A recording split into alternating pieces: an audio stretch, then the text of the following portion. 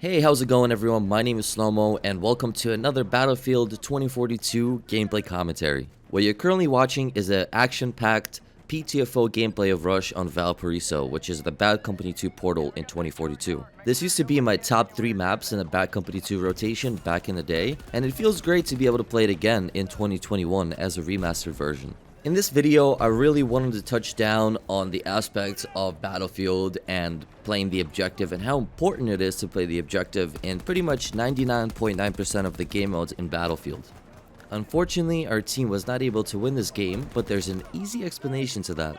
Rush is one of those game modes that has always had that kind of a competitive feel to it. It's really fast paced most of the time, and the point of the game is basically for the attacking team to arm 2 of the MCOMs in the specific sector, and once the 2 MCOMs are armed and blown up, you move on to the next sector and you do the same thing again until you reach the end, which is the enemy base, and you arm the 2 MCOMs in their base and you win the game, right? And then we have the defenders, whose job is literally to clear your team until you run out of tickets and you lose the game while protecting these said MCOMs from you arming them. Before you guys crucify me in the comments, I know that this game, just like every other game, is meant to be played to have fun and not really to win games or anything like that. But we have to agree on one thing, that when you play this game and you're running around getting kills, whatever the case might be, and you think you're doing great and you're having fun doing it, right? And at the end of the game, after you put in all this work, it says that you've been defeated.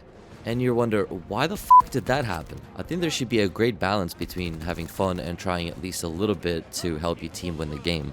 In this game, your personal performance is not as noticeable as much as your team winning games and pushing through those MCOMs as fast as possible and not letting the defenders breathe, especially when there's no scoreboard. So I don't really understand the point of running around trying to get kills and not playing the objective whatsoever if there's not even a way to see who's doing better than who.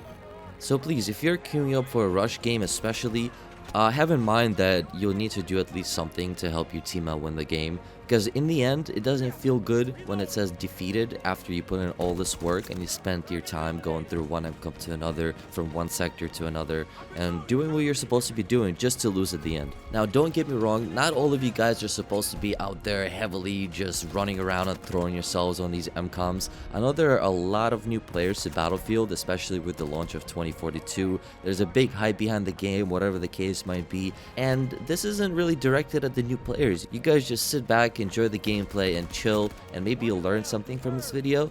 But those of you guys who have been playing Battlefield for years and consider yourself hardcore Battlefield veterans, I think you guys have a little bit of work to do, to be honest. This is the moment in the gameplay I wanted to point out to you guys. This is kind of a WTF moment. So I'm riding this quad up the hill towards the next set of MCOMs, and I pretty much jump off of it and ghost ride it because I spot a guy to my left, and my quad just keeps rolling down this hill, right? I completely forget about it the second I jump off of it. And then a few seconds later, I get a roadkill. That was literally the coolest thing that's happened since launch of the game for me, to be honest with you guys. I know that it might sound a little bit lame, but that literally just blew my mind kind of, because the quad must have been going down that hill for like 2-3 seconds straight and then eventually just randomly killed a person. That was really cool in my opinion. I was kind of freaking out.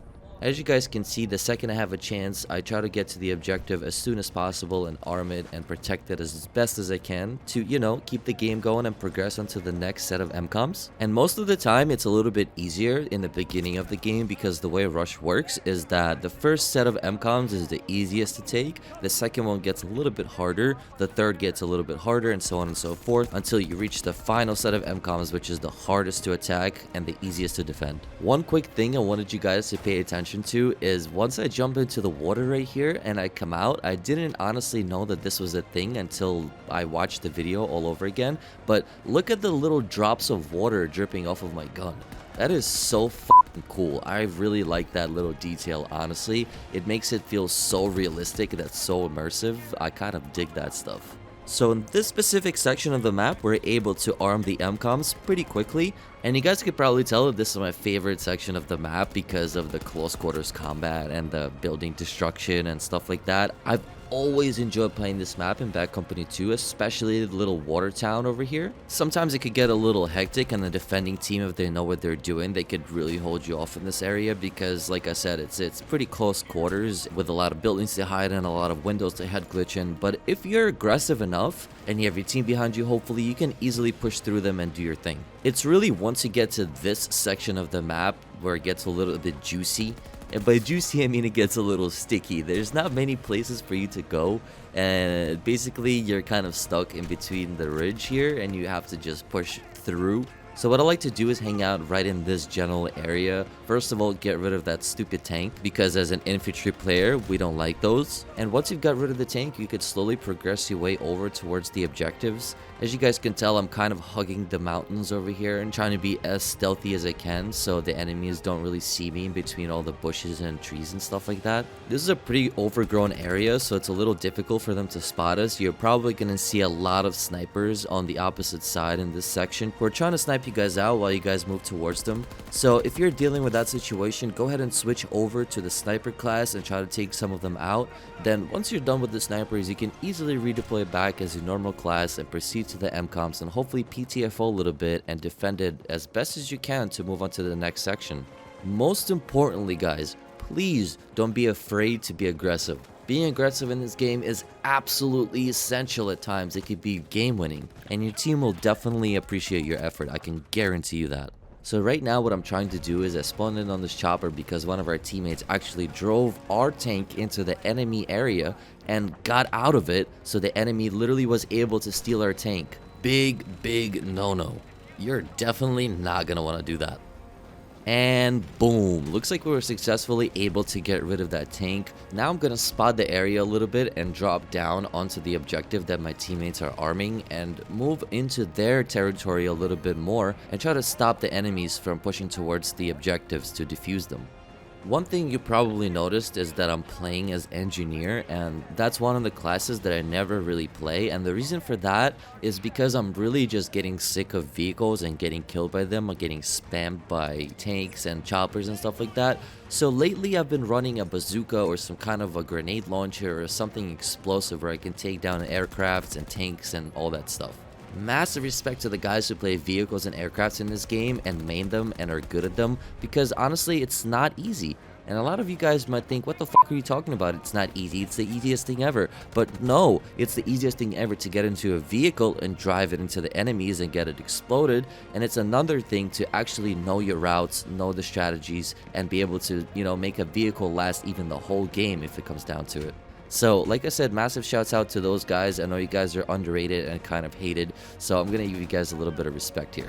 Okay, so we're at a point in the game where I started to realize that my team is starting to shit the bed a little bit. So I immediately hopped into this UAV-1 drone and I started to clear the way for them, hoping that they would push up towards the objectives. And I want to say that this UAV-1 drone could be really OP, especially if you're not getting blown out the sky and you're staying kind of invisible. Yeah, you can do a lot of damage just flying around, shooting out enemies, spotting enemies, even taking out aircrafts, whatever the case might be. You could really be the culprit for the enemy team. But unfortunately in this case that didn't work out that well for us, and our team ended up getting stripped of our tickets and losing the game in the end. So with that being said, if you're playing Battlefield objective game modes, of course number one thing is having fun, but it's a lot more fun when you're doing the right thing and actually winning games, believe me. While this video is coming to an end, and if you're still here, I just want to thank you guys for being here. I've been getting an insane amount of support lately, and I'm going to continue doing it because you guys give me the inspiration, and I'm having a blast making videos for you guys. Once again, thank you all so much for being here. Don't forget to show your support by giving this video a rating, and if you enjoyed it, you can subscribe to my channel to get notified for more videos. I'm also live on Twitch almost every single day at twitch.tv/Slomoo with a 5 instead of a S. And as always, I hope you guys have a great day, and I'll see you guys on a battlefield. Don't forget to PTFO.